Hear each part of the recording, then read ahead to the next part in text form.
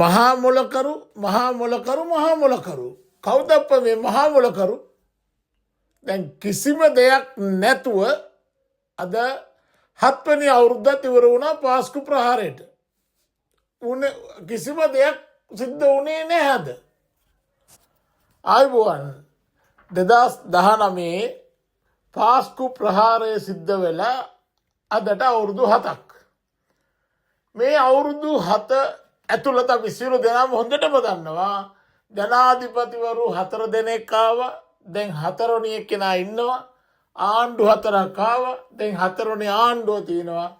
නමුත් එදා ඉඳලා අද වෙනකන් මොකද්ද වෙන්නේ? මේ පාස්කු ප්‍රහාරය සමහර කට්ටිය විකුණගෙන කනවා.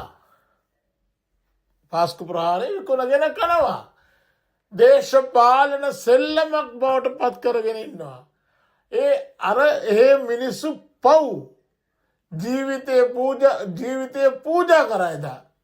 කාගේදෝ ප්‍රහාරයකට ඒ අහිංසක ජීවිත 278ක් එදා බිලි වුණා. අපරාධ නිර්පරාධ බිලි වුණා. ඒ පවුල් වල මිනිස්සු පව්වද. ඒ වගේම 500 ගානකට වැඩිය මිනිස්සු තුවාල වුණා. තාමත් අබ්බඝාත වෙලා ඇඳට වෙලා ඉන්නවා. මේ කිසි දෙයක් බලන්න කවුරුත් නැහැ. නමුත් එක්කෙනාට එක්කෙනා තරඟෙට පොත් ලියනවා, දේශන පවත්වනවා. මොකක්ද අප්පා මේ වැඩේ තේරුම? අද බලන්න මේක දැන් හරියට පිරිත් දෙකක් බෙදිලා. අද අපි බලන් හිටියා දැන් උදේ ගම්මන්පිල මහත්මයා ගිහිල්ලා නායක ස්වාමීන් වහන්සේලාට අස්ගිරි මල්ලතු නායක හාමුදුරුවන්ට ගිහිල්ලා කියනවා මේක කතෝලික බෞද්ධ ඝට්ටනයක් මොකද්ද ඇතිකරන්න සමහර කට්ටිය උත්සාහ කරනවලු. ඒ මුස්ලිම් අන්තවාදී කට්ටිය කරපු වැඩක්. නමුත් අන්තිමට ඒක බෞද්ධයගේ පිටේ දාලා ඒක කතෝලික කට්ටිය බෞද්ධයගේ පිටේ දාන්න යනවලු. මොකද්ද කතාව? අද ඔහු කියනවා මේ මහානායක හාමුදුරුවෝ ඉස්සරහ. මේකේ අනිත් පැත්තේ සිරිල් ගාමිණී ගරුපියතුමා කියනවා අමුදා බුද්ධ්‍යංශය කියලා. ඊයේ විමල් වීරවංශ සලකුණේදී කියනවා සිරිල් ගාමිණී පියතුමා ඒක කිව්වේ සුරේෂ් සලෙත් එක තියෙන පුද්ගලික තරහවකට. ඒ කාලේ මොකද්ද සිරිල් ගාමිණී පියතුමාට LTT සංවිධානයත් මොකද්ද සම්බන්ධය කියලා රැස්වීමක් Zoom රැස්වීමකදී කතා කරපු එකක් සුරේෂ් සලේ සුරේෂ් සලේ දායවා රෙකෝඩ් කරලා තිබ්බලු. ඒකේ උඩපටයක් නිසා තමයිලු එහෙම කියන්නේ කියලා ඊයේ විමල් වීරවංශ කියනවා. ඉතින් මේක බලනකොට දැන් මේක පාස්කු ප්‍රහාරය සම්බන්ධයෙන් විමර්ශනයක් වෙන්නේ නැහැ. මේක එක්කෙනාට එක්කෙනා තමන්ගේ පුද්ගලික න්‍යාය පත්‍ර මේක අස්සට ගෙනල්ලා ඔවුන්ගේ එකිනෙකාගේ ඕමනා පාකම් මේක ඇතුලේ සිද්ධ කරන්න මේක ඇතුලේ ඒක ඉවර කරන්න බලනවා. එනිසා දැන් අවුරුදු 7 ඉවරයි. ඊළඟට දැන් තව දවසක් දෙකක් කතා කරලා ඉවරයි. ඊට පස්සේ ඔක්කොම අමතක වෙයි.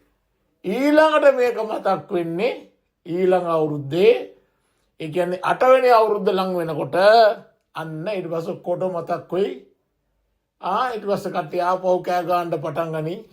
අද අපි බලන් හිටියා අඩුම තරමින් ආණ්ඩුව පැත්තෙන් මේ පාස්කු ප්‍රහාරය සම්බන්ධයෙන් කරන විමර්ශන වල යම් කිසි ප්‍රගතියක් ජනතාවට කියයි කියලා. කවුරුවක්වත් කතා කරේ නැහැ. අර ආනන්ද විජේපාල හැමදාම මාධ්‍ය ඉස්සරහා පිට වෙලා වොයිස් කට් දෙනවා වගේ නිකන් ඔහේ වොයිස් කට් එකක් දුන්නා. පාස්කු ප්‍රහාර විතරක් නෙමෙයිලු හැම විමර්ශනයක්ම සාධාරණව කරගෙන යනවලු. එච්චරයි. ඒක ඔහුගේ හැමදාම අර කියන බයිලා වොයිස් කට් එක තමයි කිව්වේ. ඉතින් අපි බැලුවා අනිත් පැත්තෙන් අර සර්වාගමික නායකයන්ගේ මූලිකත්වයෙන් සමරු මුත්සුවා කියලා එකක් කරා. ඇත්තට මේක සමරන්න දෙයක් නැහැ මේක සමරන්න දෙයක් නැහැ. කමතේම කරා කියමුකෝ. එතනදී අපි බලාපොරොත්තු වුණා අති උතුම් කාදිනල් හිමිපාණන්ගේ. මොකද අපිට ඔහු සම්බන්ධ විශාල ගෞරවයක් තියෙනවා. එදා 2019 මේ ප්‍රහාරයෙන් පස්සේ ඇති වෙන්නට ගිය මහා විනාශය නැවැත්තුවේ ඒක නතර කරේ මේ කාදිනල් හිමිපාණන් ඇතුළේ ඒ සමහර ආගමික නායකයන්. එනිසා උන්වහන්සේට අපේ විශාල ගෞරවයක් තියෙනවා. අපි අද බලාපොරොත්තු වුණා උන්වහන්සේ තා සැර ප්‍රකාශයක් කරයි කියලා. නමුත් ඒ කිසිම දෙයක් ඒ වගේ ප්‍රකාශයක් අපිට මොකක් හෝ හේතුවකට අපිට දැක ගන්නට ලැබුණේ නැහැ. නමුත් අපි දැක්ක උන්වහන්සේ විශාල ප්‍රාර්ථනාවක් කරනවා. තාමත් හැඟුම්බර ප්‍රාර්ථනාවක් කරනවා හවස් වරුවේදී තවත් තැනකදී අපි ඒක දැක්කා. ඒ නිසා අපි බලමු දැන් මේ සම්බන්ධයෙන් ඉදිරියේදී මොකද වෙන්නේ කියලා. දැන් හෙට හරි දරෝ ඔක්කොම අමතක වෙලා එහෙම යයි. ඒ එකම තව පොඩි කාරණාවක් කියන්නට ඕන.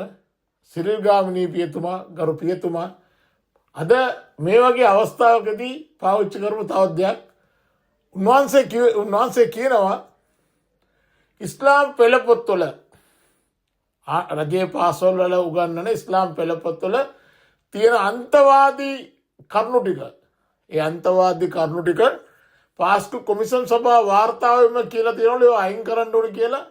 නමුත් ආණ්ඩුව තාම ඒවා අයින් කරේ නැහැලු. දැන් අවුරුදු 7කට පස්සේ සිරිල් ගාමිණී ගරු පියතුමා ඒක කියනවා. අපි ඇත්තටම උන්වහන්සේගෙන් බලාපොරොත්තු වෙන්නේ නැහැ මේ වගේ ප්‍රකාශයක්. ඥානසාර ස්වාමීන් වහන්සේ දැන් අවුරුදු ගානක් තිස්සේ ඒක තමයි කියන්නේ. ඒක දැන් ආලාහලා එපා වෙලා තියෙන්නේ. නමුත් සිරිල් ගාමිණී පියතුමාගෙන් අපි මේ වගේ දෙයක් බලාපොරොත්තු වෙන්නේ නැහැ. උන්වහන්සේට මේක ඇත්තටම මේක හැන්ඩල් කරන්න ඕන නම් උන්වහන්සේට තිබුණා අධ්‍යාපන අමාත්‍යාංශයට ලියන්න. එහෙම නැත්නම් සමස්ත ලංකා දෙමිතුළුමා සංවිධානය ගෙනල්ලා කතා කරලා ඔවුන්ගේ මේ සම්බන්ධයෙන් මේකට පැහැදිලි කිරීමක් ලබා ගන්න කරුණු විමසන්න. එම කිසිම දෙයක් කරන්න නැතුව ඒක පාරට ඇවිල්ලා අද මේ වගේ දෙයක් මාධ්‍ය ඉදිරියේදී ඇවිල්ලා මේ වගේ දෙයක් කියනවා. මුස්ලිම් ඉස්ලාම් අන්තවාදී කරුණු ටික අර ඉස්ලාම් පෙළපොතෙන් අයින් කරලා නැහැ කියලා. ඒක සිරිල් ගාමිණී පියතුමාගේ තනි මතයේද නැත්නම් කතෝලික සභාවේ මතයේද කියන එක අපි දන්නේ නැහැ.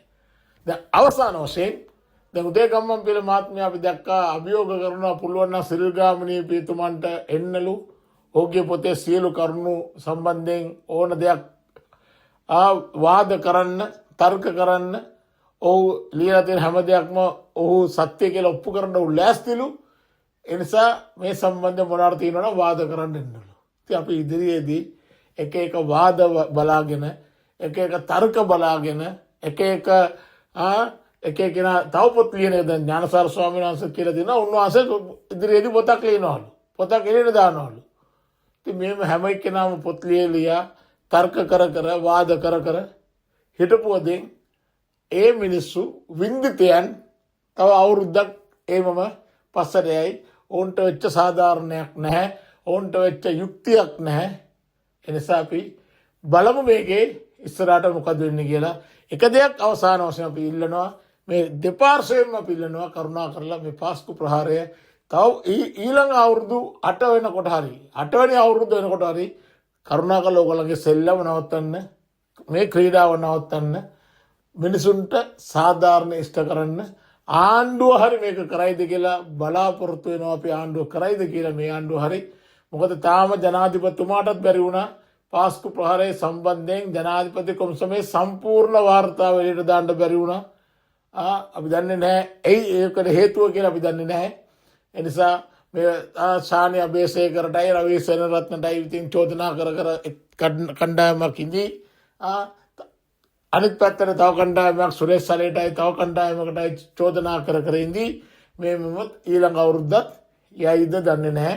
අපි බලමු අපි ඉවසලා බලමු මොකද්ද ඉස්සරහට වෙන්නේ කියලා. බොහොම ස්තුතියි.